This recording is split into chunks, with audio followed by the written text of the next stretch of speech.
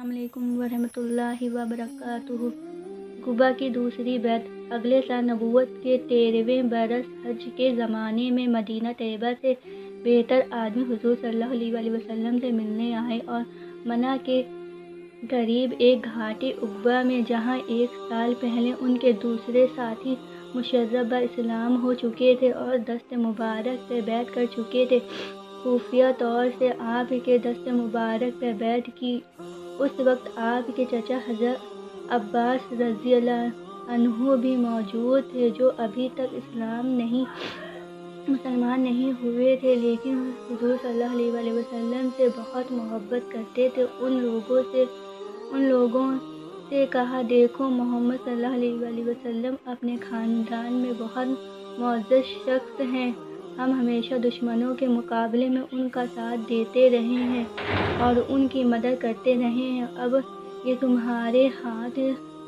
تمہارے یہاں جانا چاہتے ہیں، اگر تم اس کا وعدہ کرو کہ ہم مرتے دم تک ان کا ساتھ دیں گے تو بہتر ہے، ورنہ ابھی سے جواب دو۔ وہ بولے کہ جو کچھ آپ نے کہا ہم نے سنا، اب حضور صلی اللہ علیہ وسلم کچھ ہماری بھی گزارش سن لیں۔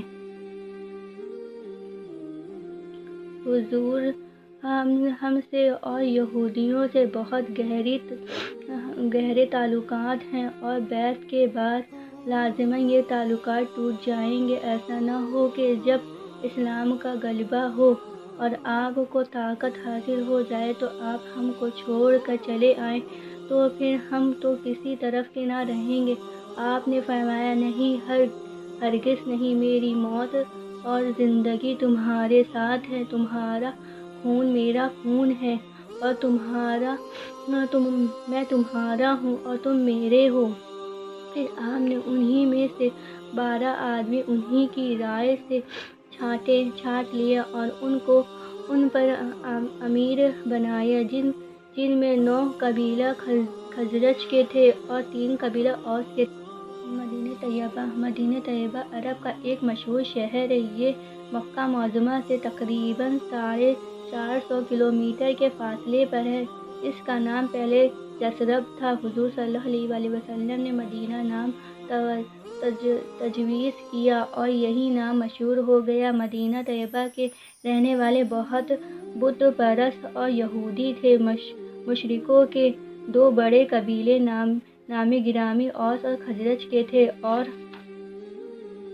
یہودیوں کے 3 بڑے زبردست قبیلے تھے، نصیر، دوم بنی کنیکہ، سوم بنو قریظہ۔ قریش کو جب معلوم ہوا کہ مدینہ میں اسلام خوب ترقی کر رہا ہے تو پھر ان کے غیظ و غضب کی کوئی حد نہ رہی۔ اب انہوں نے مسلمانوں کو پہلے سے بھی زیادہ ستانا شروع کر دیا۔ آخر کار حضور صلی اللہ علیہ وسلم نے مسلمانوں کو عام اجازت دے دی کہ وہ اپنا وطن چھوڑ کر مدینہ ہجرت کر جائیں۔ بس مسلمان رفتہ رفتہ جانے لگے۔ انہوں نے اللہ کے لیے گھر چھوڑا، مال چھوڑا، بیوی بچے چھوڑے، پھر ایمان لے کر چل دیے۔ اب مکہ معظمہ میں چند کمزور مسلمانوں اور حضرت رسول مقبول صلی اللہ علیہ وسلم، حضرت ابوبکر صدیق اور حضرت علی کے سوا کوئی نہ رہا۔ ہمارے رسول صلی اللہ علیہ وسلم بھی اللہ کے حکم کے منتظر تھے۔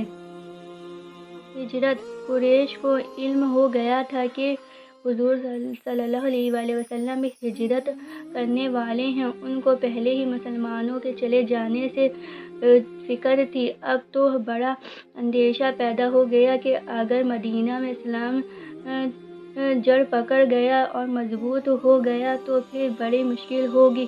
یہ تو قوت پا کے ہم کو فنا کر دیں گے، پھر ہم سے کچھ کرتے دھرتے نہ بنے گا۔ اس کی روک تھام ابھی سے ہونا چاہیے، ورنہ پھر بڑی خرابی ہوگی۔ یہ خیال کر کے سب لوگ دار الندوہ مشورے کا گھر میں جمع ہو گئے اور آپس میں یہ طے کیا کہ ہر قبیلے کا ایک آدمی مل کر رات کو سوتے میں آپ کو قتل کر کے ہمیشہ کے لیے اس شمع ہدایت کو بجھا دے۔ لیکن تیرے محفوظ کو کوئی ظرف پہنچا نہیں سکتا، انا سر چھو نہیں سکتے، فلک دھمکا نہیں سکتا۔ اللہ تعالیٰ نے اپنے پیارے حبیب صلی اللہ علیہ وسلم کو کفار مکہ کے اس ناپاک ارادے کی خبر کر دی اور ہجرت کا حکم فرما دیا۔ مکہ والے حضور صلی اللہ علیہ وسلم کے بہت مخالف تھے، لیکن آپ کی امانت اور دیانت داری پر پورا بھروسہ تھا۔ چنانچہ مکہ والوں کی بہت سی امانتیں اب بھی آپ کے پاس موجود تھیں۔ حضور صلی اللہ علیہ وسلم نے ساری امانتیں حضرت علی رضی اللہ عنہ کے سپرد کر دیں اور فرمایا، آج تم میرے بستر پر آرام سے سو، صبح کو یہ امانتیں لوگوں کو دے کر تم بھی چلے آنا۔ حضرت علی رضی اللہ عنہ حضور صلی اللہ علیہ وسلم کے ارشاد کے مطابق حضور صلی اللہ علیہ وسلم کے بستر پر سوئے اور قریش ساری رات حضور صلی اللہ علیہ وسلم کا گھر اس امید سے گھیرے پڑے رہے کہ صبح ہو اور ہم حملہ کریں۔ صبح کو حضرت علی رضی اللہ عنہ کو حضور صلی اللہ علیہ وسلم کے بستر پر دیکھ کر حیران ہو گئے، ہاتھ کے طوطے اڑ گئے، دل پکڑ کر بیٹھ گئے۔ حضور صلی اللہ علیہ وسلم سیدھے حضرت ابوبکر رضی اللہ عنہ کے مکان پر تشریف لے گئے۔ وہاں سے دونوں حضرات اللہ کا نام لے کر لوگوں کی نظر بچاتے ہوئے نکل گئے اور غار ثور میں جا کر قیام فرمایا۔ کافروں نے صبح ہی سے کوچ لگانا شروع کر دیا اور تلاش کرتے ہوئے غار کے دہانے پر پہنچ گئے۔ اب حضرت ابوبکر رضی اللہ عنہ بہت گھبرائے اور عرض کی، یا رسول اللہ، دشمن تو بالکل قریب آ گئے، اگر ان کی نگاہ نیچے پڑ گئی تو فوراً ہم کو پا لیں گے۔ آپ نے نہایت اطمینان اور دل جمعی کے ساتھ فرمایا، گھبراؤ مت، ڈرو نہیں، اللہ ہمارے ساتھ ہے۔ حضرت ابوبکر رضی اللہ عنہ کے بیٹے حضرت عبداللہ رضی اللہ عنہ رات کو آ کر حضور صلی اللہ علیہ وسلم کو مکہ والوں کے خیالات اور مشورے کی خبر دیتے تھے اور دیر رات گئے حضرت ابوبکر رضی اللہ عنہ کے غلام عامر بن فہرہ بکریاں لے کر آ جاتے تھے اور یہ دونوں حضرات اس کا دودھ نوش فرما لیا کرتے تھے۔ اس طرح 3 دن گزر گئے۔